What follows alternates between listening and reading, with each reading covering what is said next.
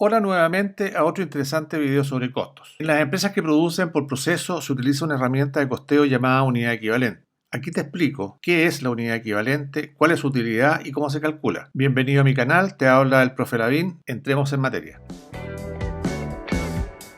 La unidad equivalente es una unidad ficticia que utiliza la contabilidad de costos que permite homologar unidades físicas que han logrado distintos grados de avance y terminación y por tanto tienen distinta cantidad de recursos. Homologar significa equiparar, igualar, y esto es lo que permite calcular su costo unitario de producción. En una correa transportadora, los productos que van adelante han recibido más recursos que aquellos que están recién entrando a la línea de producción y por ello unos tendrán más costo que otros. En una producción por proceso, las unidades deben seguir una secuencia productiva. Las unidades partirán en el inicio donde han recibido 0% de recursos. En la medida que avanzan, irán recibiendo recursos en los distintos puntos del proceso. Al llegar al final de la línea productiva, las unidades habrán recibido el 100% de los recursos, convirtiéndolos en productos terminados según los estándares y especificaciones que se han definido, y por tanto todos iguales. Las unidades físicas que han quedado sobre la correa transportadora son lo que llamamos inventario de productos en proceso, donde cada unidad tendrá distinta cantidad de recursos según su grado de avance. Usemos como ejemplo una línea de montaje de automóviles. Para una mejor comprensión, supongamos que los recursos material directo, mano de obra directa y CIF se aplican de manera constante y homogénea a lo largo del proceso. En la medida que avanzan las unidades, recibirán el chasis, los ejes, los neumáticos, el motor y todo lo que requieren para convertirse en un auto terminado.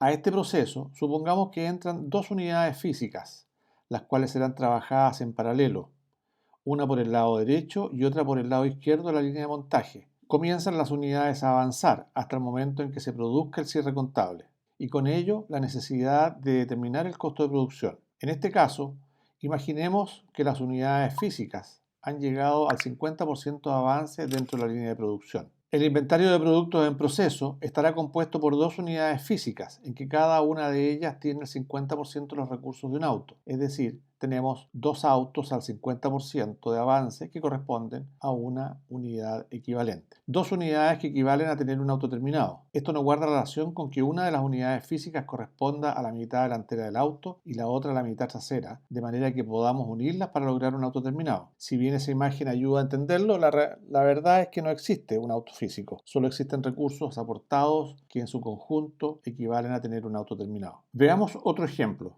Tenemos la misma línea productiva donde los recursos se aplican de manera constante y homogénea a lo largo del proceso. Esta vez ingresan a proceso en distintos momentos 4 unidades físicas, de las cuales 2 unidades físicas han quedado al 50% de avance y 2 son terminadas. ¿Cuántas unidades equivalentes se han procesado? En el inventario de productos en proceso tenemos 2 unidades físicas al 50%, lo que da una unidad equivalente. En el inventario de productos terminados tenemos 2 unidades físicas al 100%, lo que da 2 unidades equivalentes. Por lo tanto, en el periodo contable se han procesado 3 unidades equivalentes. Los costos de material directo, mano de obra directa y CIF valorizarán 3 unidades equivalentes, de las cuales el costo de una unidad equivalente corresponderá al inventario de productos en proceso y su costo será distribuido en partes iguales a cada unidad sin terminar. En el inventario de productos terminados tenemos 2 unidades equivalentes que corresponden a cada uno de los autos terminados. Podemos decir que la unidad equivalente es una unidad que en términos de recursos equivale a una unidad física terminada. No olvides dejar tu comentario. Nos vemos en un próximo tutorial. Que estés bien.